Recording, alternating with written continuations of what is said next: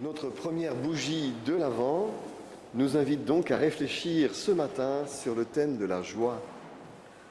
Ce n'est pas un thème aussi simple qu'on pourrait le penser. La joie, en effet, est une émotion, comme la tristesse. Mais certains la comparent au bonheur, dans l'un de ses aspects, car elle ne se réduit pas à la gaieté ou à la liesse, mais elle se vit aussi comme un état durable qui perdure malgré les événements ou les circonstances sombres de l'existence. Au milieu du rire, le cœur peut être affligé et la joie peut finir par la détresse, dit Proverbe, chapitre 14. Mais inversement, le cœur peut être joyeux malgré les circonstances sombres, tristes. C'est ce que Paul expérimentait d'après ses lettres. En 2 Corinthiens 6, que nous venons de lire, il se plaint de tout ce que lui font subir ses adversaires en mauvais coups et en persécution. Mais dans le même passage, il affirme qu'il est toujours joyeux. Ce simple exemple de Paul, mais que l'on pourrait surmultiplier, montre que l'on peut effectivement distinguer au moins 2 types de joie. La joie comme gaieté, comme émotion positive, et puis la joie comme état d'esprit durable, qui n'est pas forcément gaieté, mais qui est joie intérieure. D'après Paul, qui semble y avoir réfléchi, le chrétien expérimente cette forme de joie lorsque sa foi est active, vivante, c'est-à-dire lorsqu'il prend conscience de la présence bénéfique de Dieu dans son environnement, dans son monde et à ses côtés. Dans l'Épître aux Galates, il associe cette joie de la foi au fruit de l'esprit. Le fruit de l'esprit, écrit-il, c'est l'amour, la joie, la paix, la patience, la bonté, etc. La joie intérieure, la joie non comme gaieté, mais comme ce sentiment durable, profond, qui résiste même aux larmes, même aux circonstances difficiles, est fruit de l'esprit. Et de même, il déclare dans l'Épître aux Romains que le royaume de Dieu, ce n'est pas le manger et le boire. Et pourtant, cela nous met en gaieté lorsque nous sommes attablés à une belle table, à un bon repas. Mais il dit, le royaume des cieux, ce n'est pas le manger et le boire, mais c'est la justice, la paix, la joie par l'esprit. Donc vous voyez, à côté de l'émotion, à côté de la gaieté, il existe une deuxième forme, une autre forme de joie, qui est ce sentiment profond de la présence de Dieu, de la connaissance de Dieu. La présence de Dieu remplit assurément le cœur de celles et ceux qui prennent conscience de cette présence, qui découvrent que cette joie, qui n'est pas un état de gaieté, encore une fois, est bien ce sentiment profond de la présence de Dieu. La conviction que la bienveillance de Dieu, son amitié, son affection sont durables et imprenables donne au cœur cette joie sereine et tranquille, même lorsque les circonstances ne le sont pas. En regardant dans la Bible comment les auteurs parlaient de la joie, je me suis aperçu qu'en hébreu comme en grec, plusieurs mots que l'on peut traduire par joie en français sont rendus par les traducteurs Second et Darby par les termes « sujet de joie ». Lorsque l'ange de l'Éternel apparaît à Zacharie, on l'a entendu dans le texte que nous avons lu, lorsqu'il apparaît pour lui annoncer la naissance de son fils Jean le Baptiste, il lui dit « Ta femme Élisabeth enfantera un fils, tu l'appelleras Jean, et il sera joie pour toi », dit littéralement le verset en grec. Il sera joie pour toi. Et c'est le mot « kara » qui est utilisé. Or, Darby et Second traduisent « kara » par « il sera pour toi un sujet de joie ». On ne traduit pas par joie, pour toi, mais il sera un sujet de joie pour toi. J'ai parcouru l'index des textes bibliques et j'ai remarqué que beaucoup d'autres mots hébreux ou grecs de la Bible sont traduits de la même manière. Les humains sont ainsi, d'après Genèse 9, un sujet de crainte pour les animaux de la terre. Découvrant sa grossesse, Sarah dit en elle-même « Dieu m'a fait un sujet de rire pour tous ceux qui l'apprendront ». Quant à Isaac et Rebecca, le fait que leur fils Ésaü choisit ses femmes au milieu du peuple héthien fut pour eux un sujet d'amertume. Et c'est toujours cette façon de traduire. Et cette façon de traduire confirme l'idée de Paul, selon laquelle la foi en la bienveillance de Dieu constitue une réalité, constitue un sujet qui communique de la joie intérieure. Nous pouvons être attristés par bien des sujets. Il y a beaucoup de sujets qui peuvent nous attrister. Il y a bien des réalités qui s'avèrent déprimantes. Nous n'allons pas les énumérer. Il suffit d'ouvrir son téléviseur pour voir toutes les mauvaises nouvelles qui peuvent nous attrister, qui constituent des sujets de tristesse ou de déprime. Mais il reste vrai, toujours et en tout temps, que l'amitié assurée et imprenable de Dieu, sa bienveillance irrévocable, acquise pour tous les humains, constitue un sujet de joie. Ça, c'est un sujet de joie. Nous avons beaucoup de sujets de tristesse, mais là, nous avons un sujet de joie. Dieu est bienveillant avec chacun et avec chacune. Dieu, c'est le Dieu de la bienveillance. C'est le Dieu d'une amitié qui ne se reprend pas, qui se donne sans se reprendre. C'est un sujet de joie. On peut penser que nos amis les meilleurs peuvent nous trahir, mais Dieu, lui, ne nous trahit pas. On peut penser que ceux qui nous aiment un jour peut-être ne nous aimeront plus. Oui, mais Dieu, lui, nous aime toujours. C'est un sujet de joie, d'une joie imprenable, une joie durable.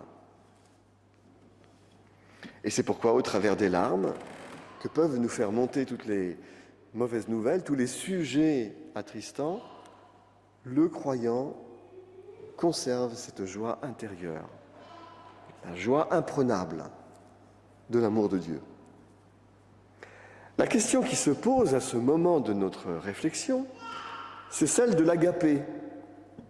Et nous, chacun, chacune, individuellement, sommes-nous des messagers? Sommes-nous des faiseurs de joie autour de nous? Est-ce que nous sommes des sujets de joie pour ceux qui nous rencontrent?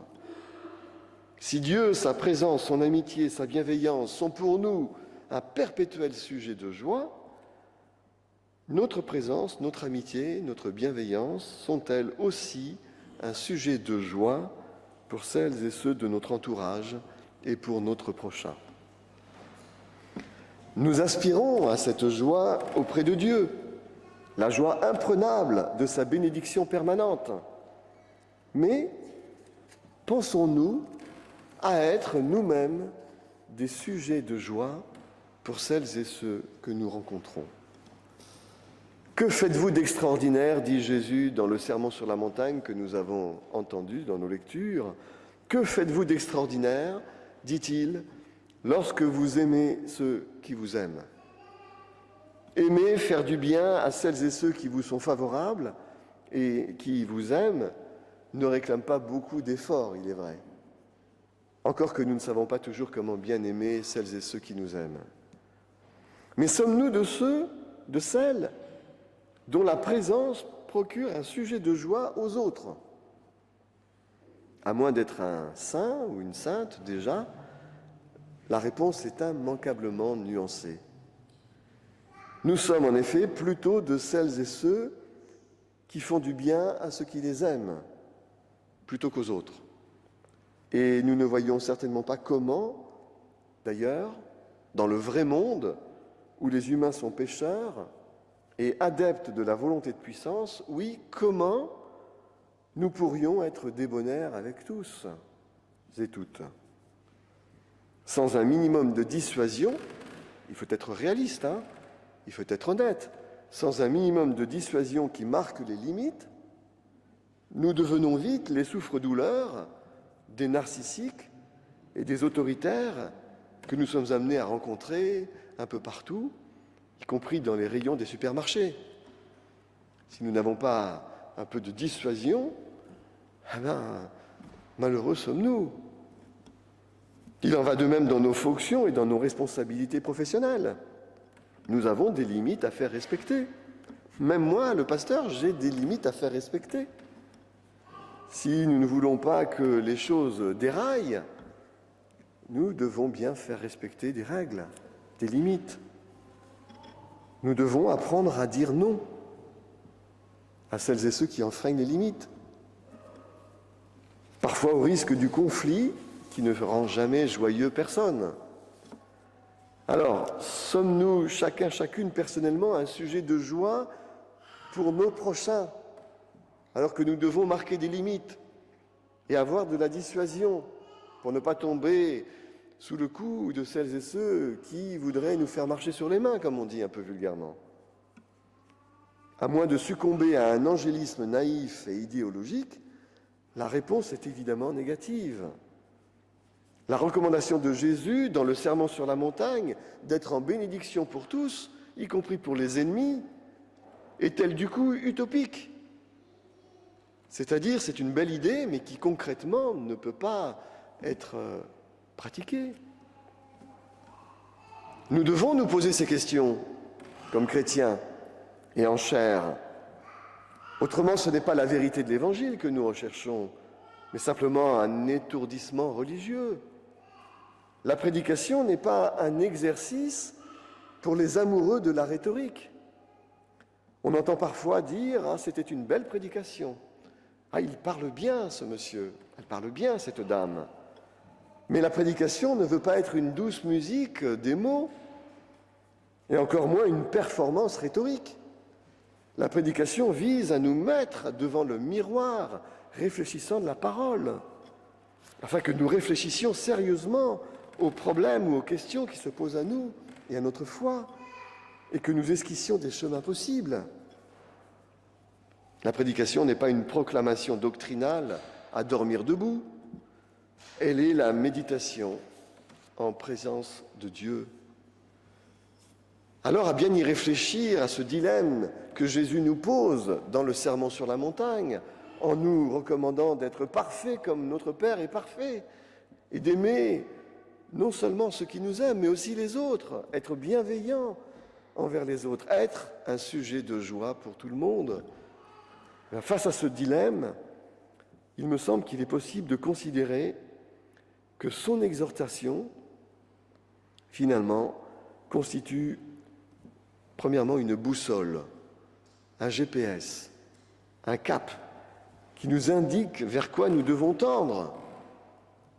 Le Sermon sur la montagne nous montre vers quoi nous devons tendre. Mais il s'agit aussi d'une conscience spirituelle que Jésus nous greffe, nous implante. Une conscience spirituelle destinée à nous rendre intranquilles et insatisfaits. Jésus veut nous rendre intranquilles et insatisfaits tant que nous ne progressons pas justement vers ce but vers lequel nous devons tendre. Avoir un cap, avoir une boussole, avoir un GPS, ce n'est pas rien pour se diriger correctement. La boussole, le GPS, nous indique lorsque nous nous éloignons de notre objectif. Et ils nous le font retrouver lorsque nous les consultons. Quant à la conscience d'avoir à progresser dans la ressemblance de Dieu, soyez parfaits comme votre Père Céleste est parfait, elle ne peut que nous laisser intranquilles. Elle ne peut que nous laisser insatisfaits. Est-ce que vous êtes vraiment parfait comme votre Père Céleste est parfait ? Moi, personnellement, je ne le suis pas. J'en suis loin. Mais voilà, ce sermon sur la montagne me propose de tendre vers cette ressemblance à Dieu. Et tant que je ne progresse pas vers cette ressemblance à Dieu et que je lis le sermon sur la montagne, je suis dans l'intranquillité, je suis dans l'insatisfaction. Et c'est ce que Jésus veut que nous soyons. Il veut que nous soyons intranquilles, insatisfaits de nous, tant que nous ne progressons pas vers cet amour des autres, y compris de ceux qui ne nous sont pas favorables. L'intranquillité et l'insatisfaction, ce n'est pas la culpabilité. Bien sûr qu'il peut y avoir de la culpabilité en toute chose, mais l'intranquillité, ce n'est pas la culpabilité. C'est ce sentiment de ne pas encore avoir réussi. L'intranquillité, l'insatisfaction, c'est le lot de l'artiste ou de l'artisan qui ne peuvent pas se contenter d'une réalisation moyenne en dessous de la norme. L'intranquillité et l'insatisfaction sont-elles alors compatibles avec la joie intérieure dont nous avons parlé?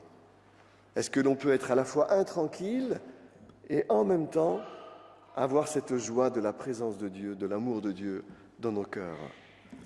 La réponse est oui. Nous avons vu que cette joie n'est pas la gaieté, mais elle est conscience de la présence de Dieu dans nos vies. Alors en conclusion, peut-être que nous ne pouvons pas être des sujets de joie pour tout le monde.